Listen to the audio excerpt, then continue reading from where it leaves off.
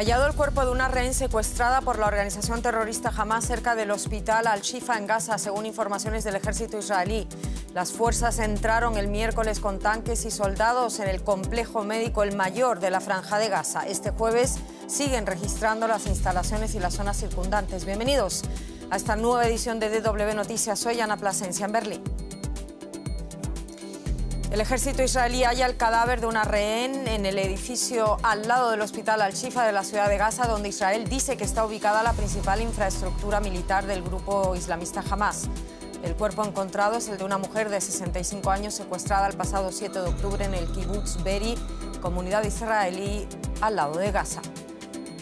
Redada en Alemania contra un grupo cercano a Hezbollah. La operación policial apuntó al llamado Centro Islámico de Hamburgo y a otros 5 grupos afiliados. Todos ellos son sospechosos de apoyar al movimiento chiita libanés Hezbollah, cuyo brazo armado es considerado una organización terrorista por Estados Unidos y por la Unión Europea. Y Argentina entra en veda electoral con vistas al balotaje de este domingo, en el que se decide si el oficialista Sergio Massa o el libertario Javier Milei presidirán el país sudamericano. La formación de la ultraderecha La Libertad Avanza, liderada por Milei, pide a la justicia tomar medidas para prevenir supuestas maniobras de fraude en la segunda vuelta.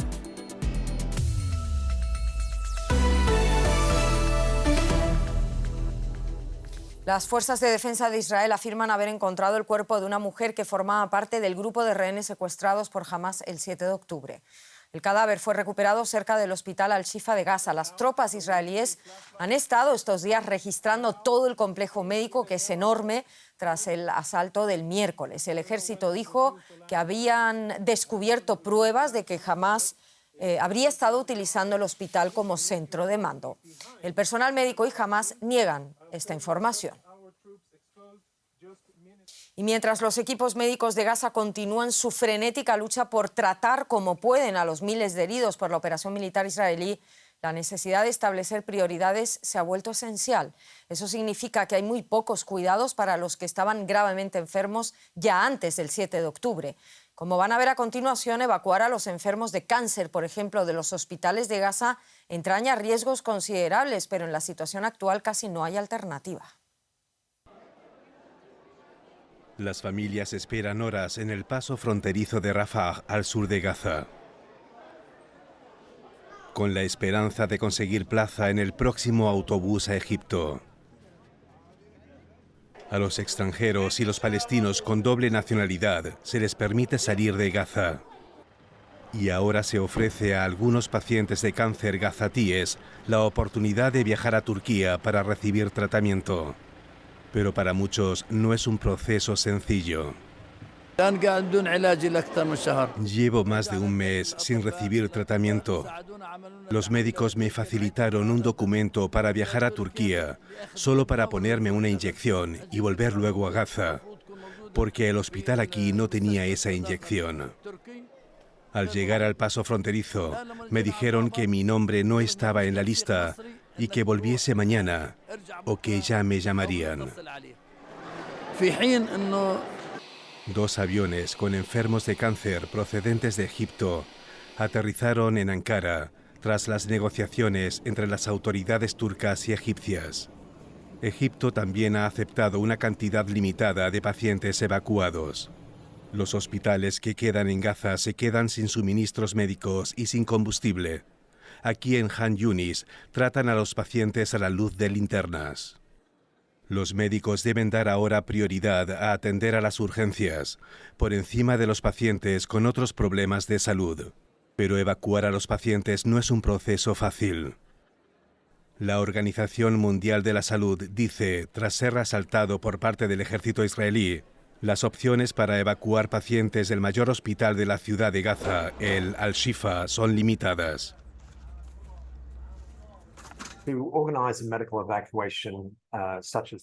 Organizar una evacuación médica como esta en un entorno tan inseguro es enormemente complicado. En primer lugar, se necesitan garantías de seguridad y un corredor seguro para los convoyes. Naciones Unidas está negociando con las fuerzas de defensa de Israel. La Organización Mundial de la Salud no negocia directamente estas cuestiones. Así que la Oficina de Coordinación de Asistencia Humanitaria está gestionando este punto del proceso de evacuación. Luego tenemos que dar prioridad a los pacientes que serán trasladados primero, que serían los enfermos más graves y los recién nacidos.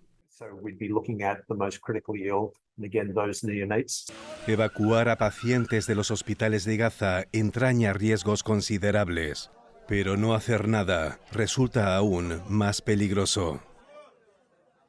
Bueno, y nos queremos centrar un poco más en la situación de los hospitales en Gaza y el hecho de que Italia ha enviado un barco para ayudar a los enfermos. Elisabetta Piqué en Roma. ¿Qué se sabe de ese barco italiano? ¿Ha llegado? ¿Dónde está? ¿Qué pacientes espera puedan ser trasladados en él? Sí, ¿qué tal? Buenas noches. Este es un barco de la Marina Militar, ha zarpado desde el puerto de Civitavecchia la semana pasada, el 8 de noviembre pasado. Prácticamente lo llaman un hospital flotante. Tiene todo lo imprescindible, todo lo que tiene un hospital, por supuesto, en más pequeño. Tiene quirófano, tiene todas las especialidades, especialistas, anestesistas, tiene sitio como para 8 personas en una unidad de cuidados intensivos. Y lo que se sabe, bueno, como decía, ha zarpado de Civitavecchia la semana pasada con rumbo a una primera escala en Chipre y para luego ser desplazado cerca de Gaza, cerca de las costas de Gaza. Traté de comunicarme hace muy poco con el Ministerio de Defensa, donde por problemas, motivos de seguridad, no dan la información dónde está. Me han dicho se encuentra en este momento en el Mediterráneo oriental. Por supuesto, esto es por la situación catastrófica de los hospitales de Gaza, sería, digamos, una gota en el mar, y es por eso que también Italia ha anunciado que va a enviar a un hospital de campaña, pero habrá que ver si lo logran ingresar a Gaza. Era Elisabetta Piqué desde Roma. El alto representante de la Unión Europea para Asuntos Exteriores, Josep Borrell, aseguraba este jueves durante su visita a Israel que lo que marca la diferencia entre una sociedad civilizada y un grupo terrorista es el respeto por la vida humana. Borrell insta a no dejarse llevar por la ira causada por el ataque terrorista de Hamás del 7 de octubre. Pide respeto por todas las vidas humanas y asegura que condenar una tragedia no debería impedir condenar otra. Un llamado que hizo desde el kibutz Be'eri, uno de los atacados por Hamás al sur de Israel. Hay que derrotar a Hamás. Pero Hamás no representa al pueblo palestino. Una cosa es Hamás y otra cosa es el pueblo palestino. Sabemos que la guerra y lo que hemos visto aquí es horrible. Tengo edad suficiente para haber visto muchos lugares horribles en el mundo por las guerras. Y no muy lejos de aquí está Gaza. Y un horror no justifica otro.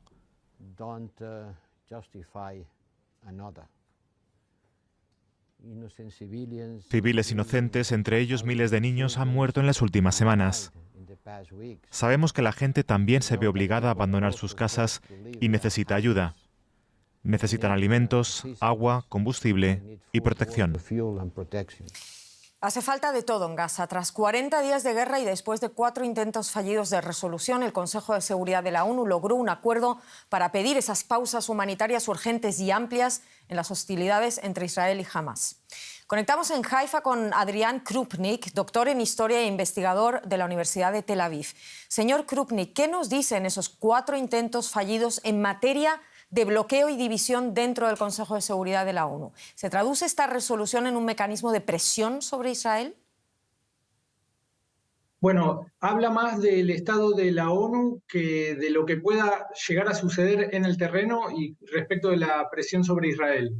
La ONU, hoy en día, el Consejo de Seguridad refleja ante todo la postura de cada país, pero al mismo tiempo la inacción, la incapacidad de la organización para tomar decisiones que tengan consecuencias sobre el terreno. En Israel existe un consenso en la población de que se enfrenta a una amenaza existencial de la cual Hamás es solo una pequeña parte, pero esta amenaza está encabezada por Irán e incluye también a Hezbollah en el norte. Así que yo creo que si hay una pausa va a ser en relación a negociaciones que tengan que ver con liberación de rehenes y no por esta resolución del Consejo.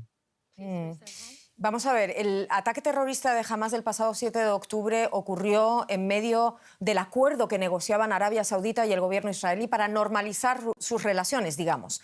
¿Qué queda de ese plan con el que los sauditas quieren sumar aliados contra otro de los grandes poderes de la región que ya ha mencionado usted, Irán? ¿Cómo cambia el ajedrez político en Oriente Medio con esta guerra? Bueno, yo creo que Arabia Saudita e Israel están llevados por una misma lógica, tarde o temprano, a concluir ese acuerdo de paz.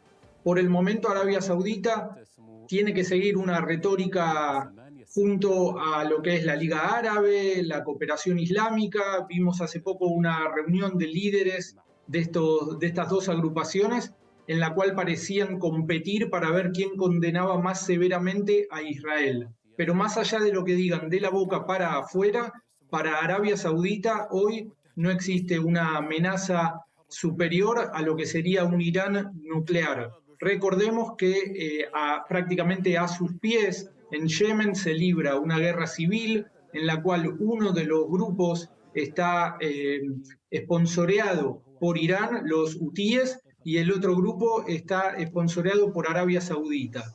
Ahí, a un costado del mismo país, enfrentado a Irán, separado por las aguas del Golfo Pérsico, está Qatar, en donde residen cómodamente los líderes de Hamás y que financia al grupo Hamás. Respecto de Qatar, es también donde se encuentran posiciones a veces coincidentes o divergentes, tanto de Arabia Saudita, Irán y Turquía. Son países que pronto van a tener que empezar a definir su posición. Hablando de Turquía, señor Krupnik, si le parece, es una pieza clave. El presidente Recep Tayyip Erdogan, que por cierto va a estar de visita mañana aquí en Berlín, criticó los ataques de ambos lados al principio, pero acabó endureciendo el tono y afirmó que lo que están haciendo los israelíes es una masacre. Usted dice que debe definir su posición Turquía. ¿Cómo se explica este cambio en el discurso de Erdogan? Bueno, Erdogan, por su gran trayectoria, es un experto en negociar desde posiciones fuertes. Lo hemos visto hace poco cómo negoció muy duramente el ingreso de nuevos miembros a las fuerzas de la OTAN, y en esta situación está haciendo algo parecido. Él es competidor, Turquía es un rival regional de Irán, al mismo tiempo son socios comerciales. Turquía depende del gas natural que recibe de Irán. Tienen posturas compartidas respecto de países como Qatar, por su competencia directa con Arabia Saudita, pero al mismo tiempo difieren y se enfrentan con sus propias milicias o a través de otros partidos políticos en países como Siria, Libia o en el Cáucaso. Vimos hace poco una guerra entre Armenia y Azerbaiyán. Conflictos militares como esos encuentran a Turquía y a Irán en bandos distintos. Turquía es parte clave de Europa y de Estados Unidos, y todo lo que ha sido negociaciones para emplazar allí defensas antimisiles es un tema muy álgido para Irán. Entonces, es que Erdogan sabe negociar muy bien con cada ficha que él tiene en el tablero, y por eso es lógico que llegue a Alemania con duras críticas hacia Israel y con una postura supuestamente anti-occidental, anti-Estados Unidos, pro-islámica y demás. Veremos lo que pasa en esa visita, estaremos muy pendientes. Muchísimas gracias, doctor Adrián Krupnik, por todo esto. Muchas gracias en Haifa. Gracias a ustedes. Regresamos a Alemania, donde las autoridades han llevado a cabo una serie de redadas en asociaciones con presuntos vínculos con el movimiento libanés pro-iraní Hezbollah, cuyo brazo armado es considerado en Alemania una organización terrorista. Durante la madrugada se registraron más de 50 propiedades en todo el país. La mayoría de las operaciones apuntan a una organización llamada Centro Islámico de Hamburgo. Las autoridades estudian la posibilidad de prohibirla, ya que afirman que promueve una tendencia antisemita y anti-israelí. El gobierno alemán ha prometido proteger a la comunidad judía tras el aumento considerable de los actos antisemitas en este país desde el inicio de la guerra entre Israel y Hamás. Nuestra analista política Carol Guerrero nos explica por qué las redadas tienen lugar justo ahora, cuando ese Centro Islámico de Hamburgo llevaba ya tiempo en el punto de mira de las autoridades. Pues es cierto que desde hace por lo menos un año las fracciones en el Parlamento alemán del semáforo, como se conoce a los partidos socialdemócrata, verdes y liberales, que recordemos integran la coalición de gobierno, habían presentado una moción contra el Centro Islámico de Hamburgo ante las sospechas de que este centro funciona como un lugar de operaciones del régimen de Irán aquí en Alemania y que además apoya a la milicia libanesa Hezbollah, considerada como terrorista en este país. Incluso desde el partido opositor, la CDU, se venía pidiendo la prohibición de este centro. Por eso lo que ha ocurrido este jueves pues no ha generado sorpresa y sin duda el momento en el que ocurren estas redadas está relacionado con las recientes manifestaciones contra Israel que han tenido lugar en suelo alemán desde que ese país inició la ofensiva contra Hamás luego de los ataques del 7 de octubre.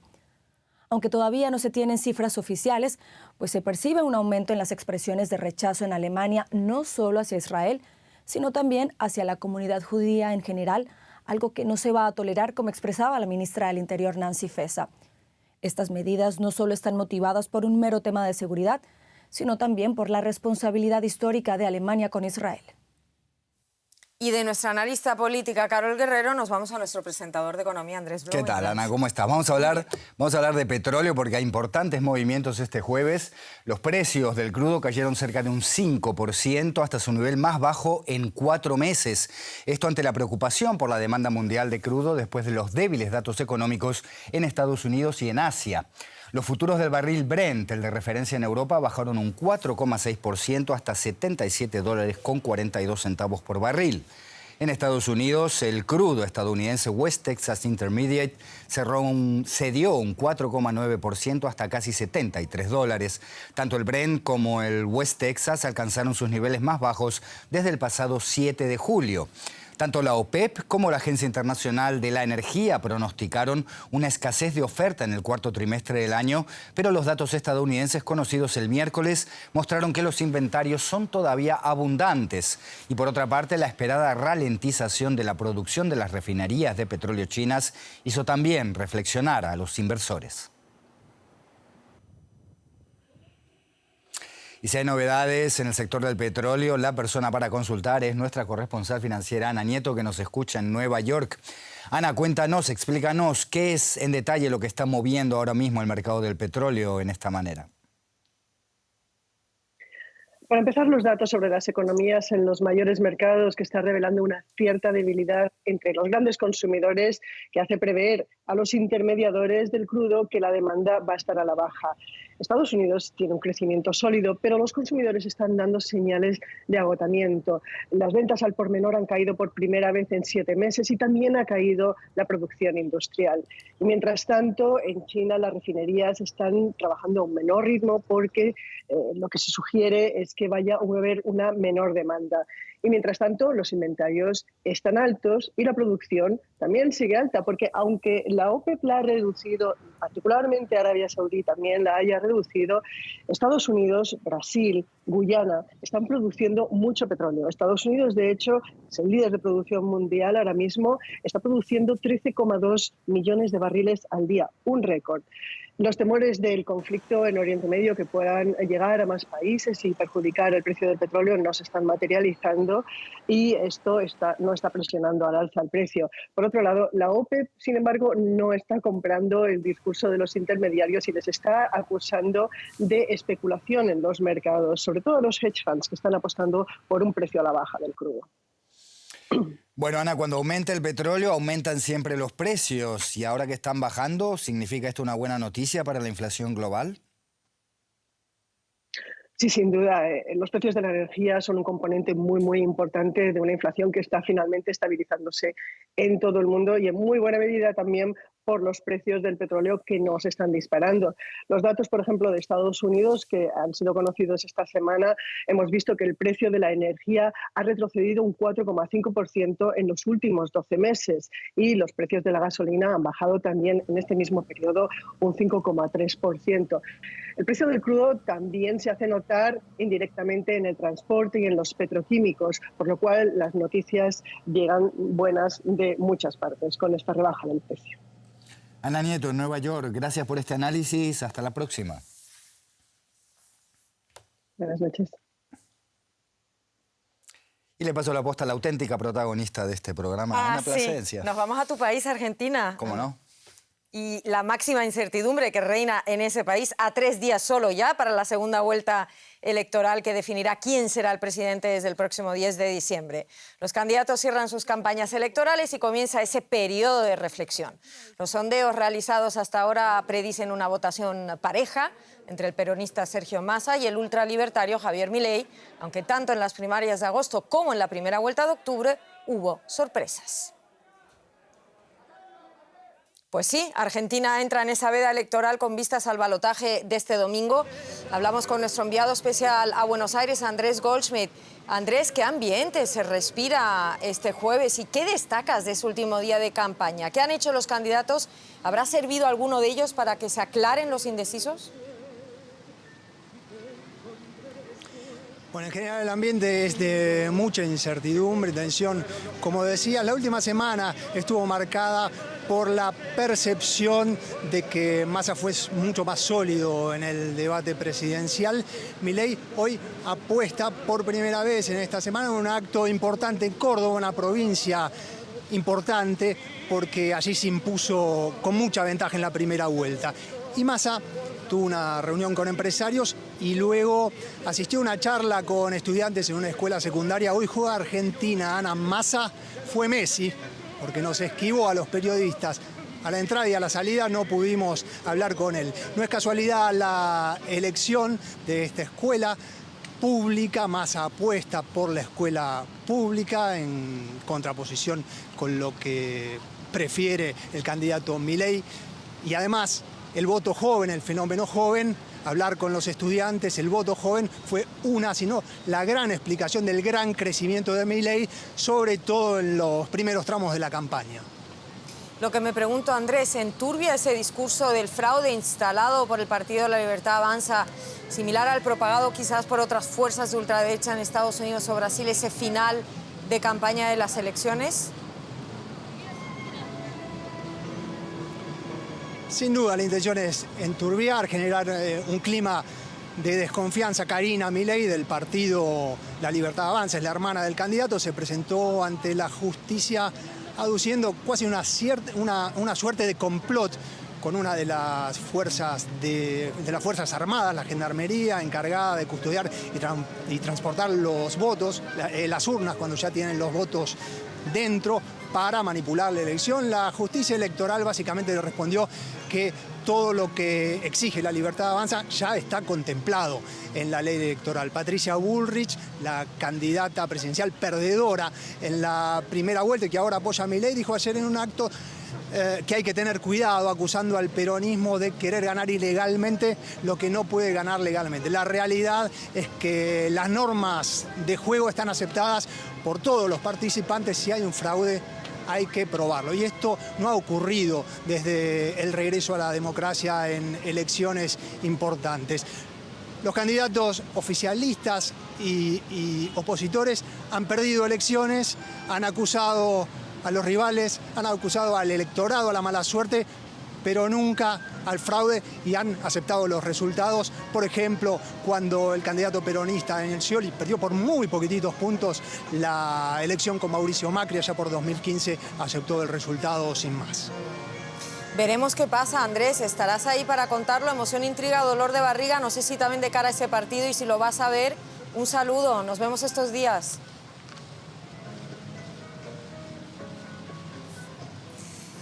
Más cosas. Un antiguo miembro del ejército argentino acusado del asesinato de 23 jóvenes durante la dictadura argentina y que residía aquí en Berlín murió en la capital alemana.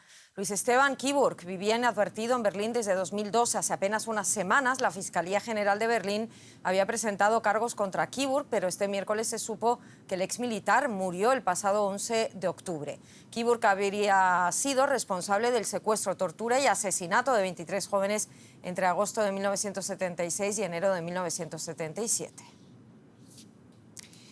Y la actualidad también nos lleva a España, donde el Congreso ha reelegido al socialista Pedro Sánchez como presidente del Gobierno. Sánchez consiguió finalmente sumar más respaldo en la Cámara Baja que su rival conservador, Alberto Núñez Feijóo, apoyado únicamente por los de ultraderecha de Vox. El líder socialista obtuvo la mayoría parlamentaria tras firmar un polémico acuerdo con dos partidos independentistas catalanes. El pacto contempla otorgar una amnistía a cientos de separatistas y otras concesiones a Cataluña.